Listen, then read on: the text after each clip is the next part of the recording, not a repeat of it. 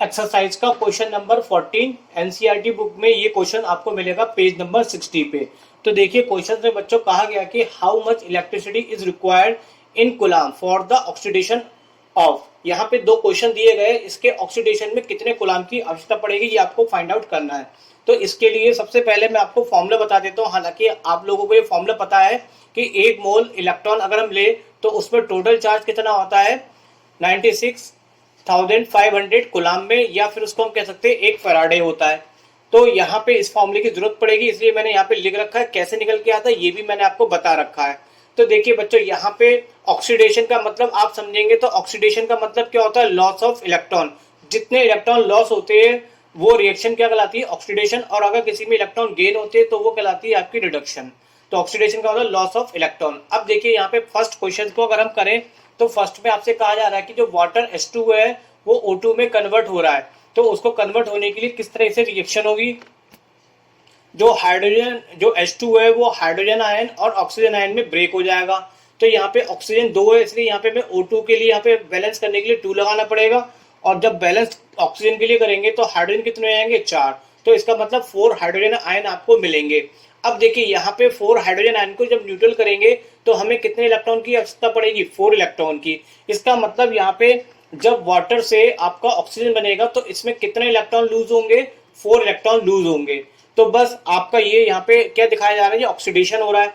अब देखिए यहाँ पे पूछा जा रहा था कि 1 मोल वाटर को जब ऑक्सीडेशन करेंगे तो कितना चार्ज प्रोड्यूस होगा। तो इसके लिए यहाँ पे हम लिख लेते हैं कि वाटर के कितने मॉलिक्यूल लगे, यहाँ पे 2, और इलेक्ट्रॉन कितना यहाँ पे लॉस हुआ, कितने हुए, 4, यानी कि 4 मोल। तो इसका मतलब 2 मोल के लिए कितने इलेक्ट्रॉन लॉस हो रहे हैं, 4 मोल। बट आपको निकालना यहाँ पे क्या है, 1 मोल के लिए। तो 2 में 4 मोल लग रहे हैं तो 1 में कितने लगेंगे, तो 1 में निकालने के लिए क्या करेंगे, डिवाइड कर देंगे।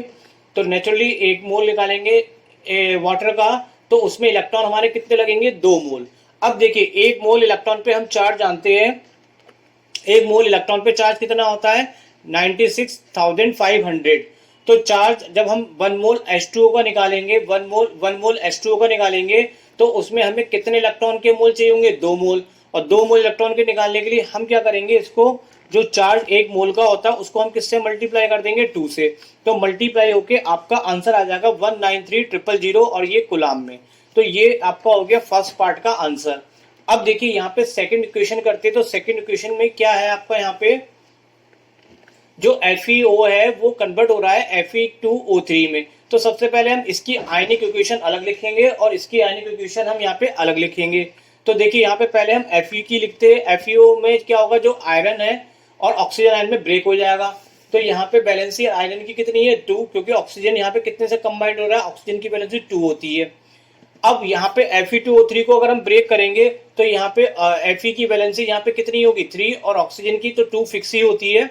आयरन की तो वेरिएबल वैलेंसी होती है, आप लोगों को पता ही है। तो इस फॉर्मूले के अकॉर्डिंग आयरन की जो वैलेंसी है वो कितनी है, 3 प्लस है, और ऑक्सीजन की कितनी है, वही सेम कांस्टेंट रहती है, 2 वैलेंसी।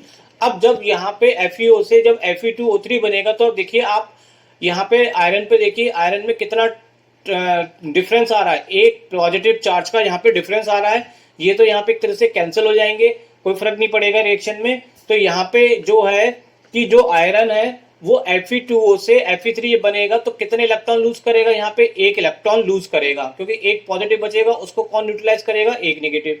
इसका मतलब ऑल ओवर रिएक्शन में क्या कहें कि अगर हमें 1 मोल अगर FeO चाहिए तो उसमें कितने इलेक्ट्रॉन का हमारा लॉस हो रहा है, 1 इलेक्ट्रॉन का। तो 1 मोल ऑफ इलेक्ट्रॉन का, और 1 मोल इलेक्ट्रॉन का चार्ज हम जानते कितना होता है, 96,500 कूलाम। तो यही आपका यहाँ पे फाइनल आंसर हो जाएगा इस केस में, कि जब आपको यहाँ पे FeO से कन्वर्ट करना पड़ेगा Fe2O3 में तो एक मोल इलेक्ट्रॉन चाहिए होंगे, जिसकी वैल्यू कितनी होगी, 96,500। और यहाँ पे ये बच्चों क्वेश्चन हो जाता है आपका कंप्लीट।